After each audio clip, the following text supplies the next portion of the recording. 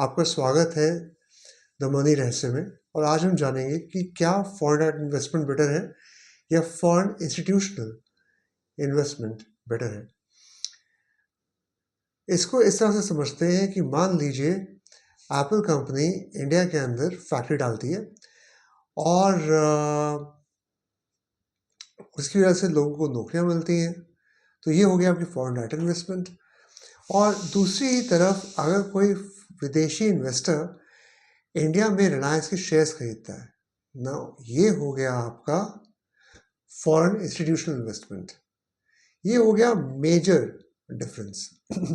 अब जो एप्पल ने किया कि उन्होंने इंडिया में फैक्ट्री डाली, अब इससे आपके देश को फायदा होगा, आपका देश बनेगा इससे दोस्तों। मगर दूसरी ही तरफ जो रिलायंस के शेयर्स खरीदे एक विदेशी इन्वेस्टर ने, वो मार्केट को हिला भी सकता है, क्योंकि तभी इसको हॉट मनी बोलते हैं। आगे हम देखते हैं, आगे हम बात करते हैं, चर्चा में लाते हैं कुछ मेजर चीज़ें। फर्स्ट हम देखेंगे कि एफडीआई होता क्या है। तो ये एक लॉन्ग टर्म इन्वेस्टमेंट होती है। इसमें मैनेजमेंट का बहुत स्ट्रॉन्ग कंट्रोल होता है। एग्जाम्पल, वो फैक्ट्रीज डाल रहे हैं, इंफ्रास्ट्रक्चर में इन्वेस्ट कर रहे हैं।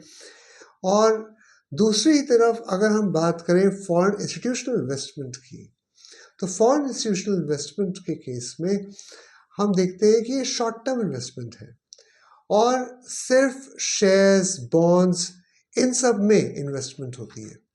दूसरी तरफ अब फटाफट देखते हैं कि ये दोनों एक दूसरे से डिफरेंट कैसे हैं, कंपैरिजन देखते हैं दोनों के बीच में। तो पहले बात करते हैं जॉब्स। जॉब्स इन दोनों में से कौन क्रिएट करेगा? एफडीआई क्रिएट करेगा। दूसरी तरफ जो एफआईआई है वो लिक्विडिटी बढ़ा देता है। यस, आपके पास इंस्टेंट कैश हो जाता है कंट्री के पास।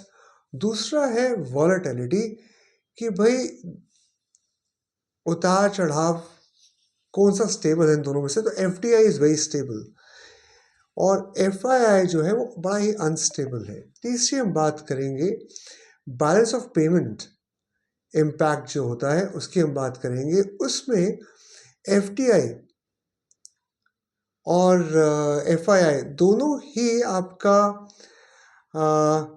हिस्सा है इसका,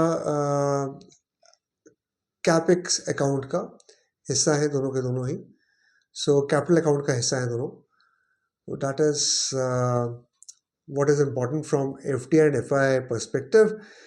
Anyone who is interested in clearing economics, especially in prelims in your UPSC exams, this is a very important concept to understand. Thank you. And do like, share, subscribe. Thank you so much.